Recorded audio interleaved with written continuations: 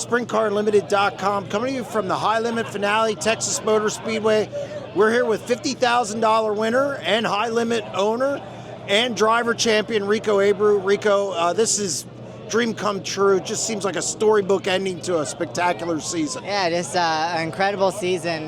Just really cool way to finish it out, and just the hard work, just watch it pay off. And I just think that's why we work so hard at this sport and understand what it takes to be a champion. And like we talked about last night, just watching the success, Brad, Kyle, Donnie Shaw, it's just the consistency, the runs they put together through their careers. And I just really want to be able to stamp that in my career and put a team together that I can do that with. And I've really fought hard to have good personnel and just consistent infrastructure. And just over the last 5 years, feel like once I got racing with Ricky Warner, it's really been a light switch for me and maturing as a race car driver, and just understanding really what it takes to be a champion and how difficult it got here at the end of the season. Just kind of maintaining that mentality and trying to get through races that we knew we were gonna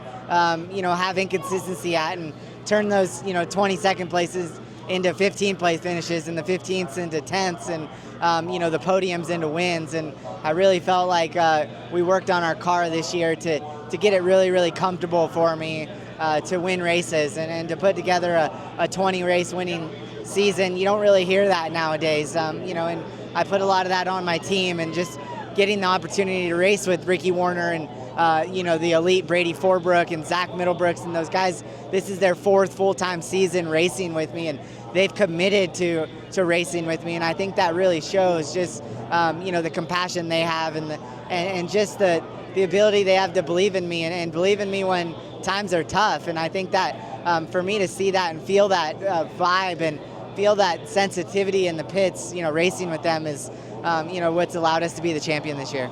Emotional in victory lane. Obviously, this wasn't easy. It's your first 410 sprint car. Now, you did it with the midget, as we talked about last night. What does this mean for you in your career? I mean, just to cap something off like this, something you really haven't chased a lot, but now that you have, what's this mean? Yeah, I mean, it's just it's just continuing to accomplish goals and working towards big goals, and I think that the more we establish that internally in my organization, and and just surrounding myself around really, really good people, and that's what's I'm just so proud about, and I'm proud that we continue to be successful, and that hard work pays off. And I think that I really look back on the season and how much effort I put into this year, and I just really felt like that's what it takes to compete at the top level. And it's just grueling schedule and grueling road miles, and just to be around these guys consistently and to build that bond with them internally in my team is just that's why I get emotional, just because I'm so attached to them and what it takes to win sprint car races. You needed to get a good start. Track was obviously heavy from the rain today. You got to jump on Darren Pittman on the outside, and that was critical. Yeah, the 69K was going to be good again. They've started off the front a lot here, and I'm just able to, just to try to dissect the race, while you're racing, and manipulate the car and lap traffic, and just run, not get impatient. And I really, tried to focus on that tonight and over the last few weeks, and just allowing the race to kind of come to me. And I knew he was really aggressive on tires. The tires were getting really hot, and but I was just still trying to drive the shit out of the race car. He got beside you a couple times. It was dicey in traffic, some moments.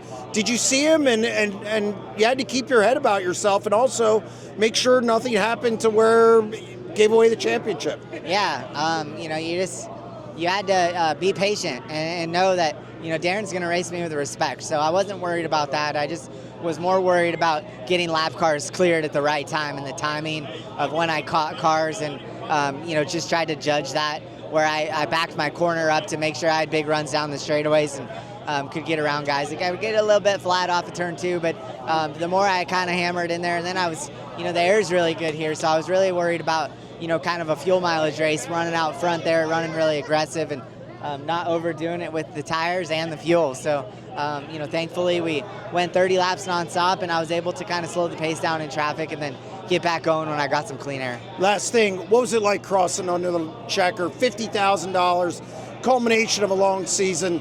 What was that like for you? Just incredible feelings, and I just look back and really, get.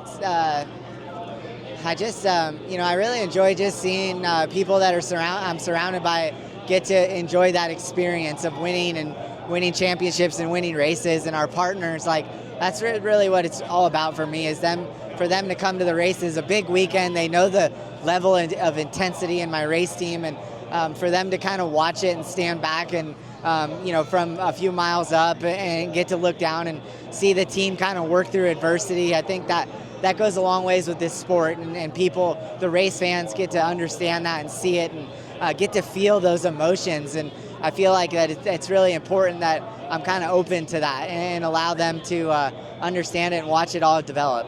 Well, congratulations, celebrate a championship. Thank you.